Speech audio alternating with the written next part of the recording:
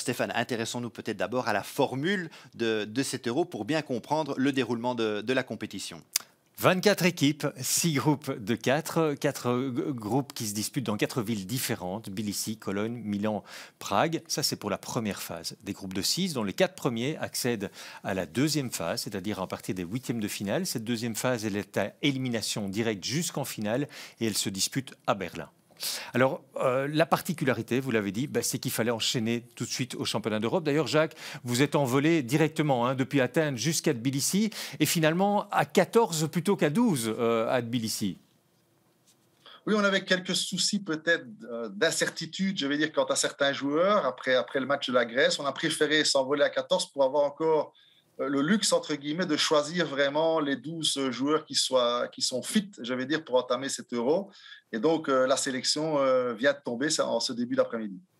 Alors, qu'est-ce que vous pouvez en dire de cette sélection? Qui sont les 2 malheureux sacrifiés? Parce qu'on ne pourra pas changer en cours de tournoi. Oui, les sacrifiés finalement seront Loïc Schwartz et Quentin Seron. On a préféré prendre un big man supplémentaire au vu du physique qui va être imposé lors de tous ces matchs ici à l'Euro. Et donc la composition d'équipe sera la suivante. On aura Emmanuel Lecomte avec Jonathan Tabou en distribution. Au poste 2, Retino Bassoane, bien sûr, qui sera avec Alex Liberne au poste 2. À côté de ça, on aura le poste 3, Bleyenberg, qui pourra aller aussi bien au 3 qu'au 2, avec évidemment Hans Van Wijn et Jean-Marc Ebouema. Et puis en position intérieure, on restera avec Kevin Toumba et Ismaël Bako en poste 5, avec en réserve le jeune Bratanovic. Et au poste 4, Maxime Dezé et Pierre-Antoine Gillet. C'est l'objectif des Lions de se qualifier pour les huitièmes de finale? Oui, tout à fait. C'est de ne pas rentrer en Belgique au 8 septembre, mais bien d'aller prendre le charter avec tout l'ensemble des équipes qui sont sur le site ici pour aller directement à Berlin. Et là, jouer sur un match, une qualification pour les quarts de finale, tout simplement. Donc voilà, d'abord passer le premier tour qui est de toute façon dans tous les groupes assez relevé, où il y a normalement des favoris qui sont là, mais on sait très bien que chaque année, il y a toujours d'abord des blessés. On l'a vu avec la Géorgie et notamment Tourniquet Shangelia qui s'est blessé lors du dernier match. Il y aura toujours des incertitudes, donc rien n'est sûr. Bien sûr, il y a quand même des nations qui sont leaders et dans notre groupe, on peut parler de l'Espagne, évidemment, de la Turquie, éventuellement, quand elle est au complet. Et puis derrière, la Géorgie qui joue à domicile. Reste que le Monténégro, évidemment, ne sera sûrement pas facile à manier. Et évidemment, dernière chose, la Bulgarie non plus. Bon, voilà, c'est sûr que c'est un groupe difficile, mais on doit évidemment se donner, en tout cas, un but assez élevé. On va peut-être juste parcourir quelques images, Jacques. Vous en avez déjà parlé un petit peu. J'ai pris quelques images du match de la victoire en Serbie parce qu'il me semble que c'est un match de référence. Et donc, est-ce que vous pouvez peut-être nous dire ce qui a été travaillé lors des derniers jours qui doit être absolument amélioré par rapport à ce match de référence? Le match de référence, on n'avait commis que 7 pertes de balles. Or, contre la Grèce, on a commis 19. Il va falloir évidemment vraiment faire attention à chaque possession de balle pour ne pas permettre à l'adversaire, comme on l'a vu lors du match contre la Grèce et Antetokounmpo, de pousser le ballon vers l'avant, car il n'y a rien à faire. Les contre-attaques se suivent et les paniers faciles pour l'adversaire, c'est évidemment ce qu'on doit éviter. En 5 contre 5, par contre, jeu placé, c'est évidemment trouver l'homme libre, mais ce qui a été un peu le secret de la réussite finalement, tout au long pour l'instant de cette Coupe du Monde, cette préparation à la Coupe du Monde.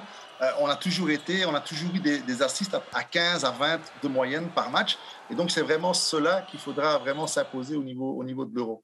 On en vient, Jacques, peut-être juste aux adversaires pour les passer un petit peu en revue. Vous l'avez dit, premier adversaire à domicile, la Géorgie. Ça s'annonce une ambiance torride, mais la Géorgie sans son leader quand même, qui est Toko Shengelia. Qu'en pensez ? Forcément, un leader remplace un autre. Je veux dire, il y a quelques quand même futurs leaders. Il ne faut pas oublier qu'il y a quand même 3 joueurs NBA qui composent cette équipe. Alors, on parle de Shangelia, mais qui n'y est plus quand même depuis un certain temps.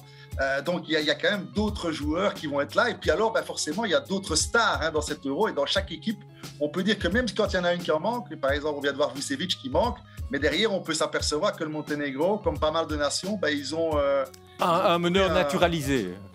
Voilà, un naturalisé, un nouveau monténégrin qui s'est déclaré il y a 3 semaines d'ici, qui est en la personne de Perry, qui met 20 points de moyenne, donc ce sera de nouveau pas facile. Et puis alors, il y a l'Espagne, bien sûr, qui a perdu les frères Gasol, mais on peut compter sur les rising stars, comme on dit, les futurs stars de demain.